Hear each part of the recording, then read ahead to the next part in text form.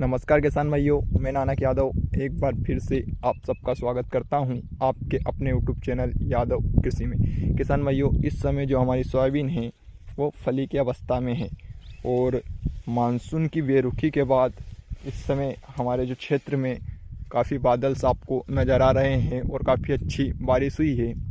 लेकिन उमस के कारण और फिर बारिश के कारण जो ईले हैं, ईलों का प्रकोप हमें बहुत अधिक मात्रा में दिखाई दे रहा है। किसान भाइयों, इसमें हमें 2 से 3 प्रकार की इल्लियों का प्रकोप अधिक मात्रा में दिखाई दे रहा है। सबसे पहले तो जो ग्रीन सेमिल ऊपर आती है उसका प्रकोप हमें दिखाई दे रहा है। इसके बाद जो तंबाकू इल्ली है उसका भी हमें प्रकोप दिखाई दे रहा है। किसान भाइयों, और भी 2-3 अन्य प्रकार की कीटों का भी प्रकोप, जो विडल्स हैं उनका प्रकोप भी दिखाई दे रहा है।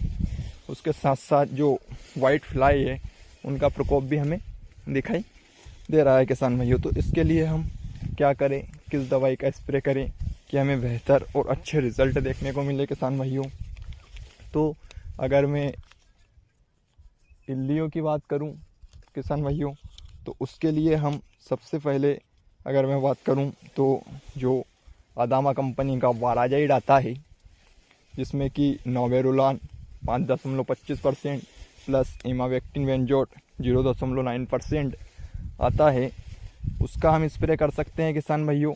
और उसके साथ हमें सबसे पहले विशेषकर ये ध्यान देना है कि हम किसी भी कीटनाशक का जो सिस्टमेटिक है उसका अगर स्प्रे कर रहे हैं तो इस समय हमें टच पाइजन यानी कि गैस पाइजन की आवश्यकता होगी। किसान भाइयों, तो इसके लिए हम वाराजाइट के साथ जो अदामा कंपनी का एसी मैन आता है यानी कि एसी फेट 75% उसका स्प्रे कर सकते हैं, या फिर हम क्लोरोसाइफर ले सकते हैं किसान भाइयों, जो कि 50% क्लोरो प्लस 5% साइफर आती है, उसका स्प्रे भी कर सकते हैं। या फिर दूसरे कीटनाशक की मैं बात करूं तो इसमें हम कोरोजन ले सकते हैं किसान भाइयों, जो कोरोजन वाला टेक्निकल आता है।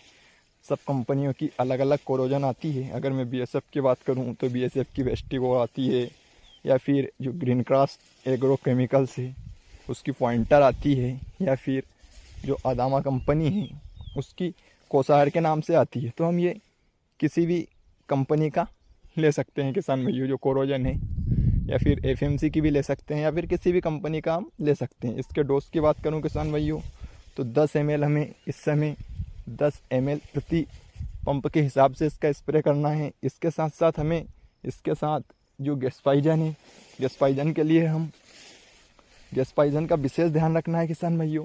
इस समय इस स्टेज पर हम एसी फेट और क्लोरोसाइफर का ही स्प्रे करें गैस पाइजन के साथ में।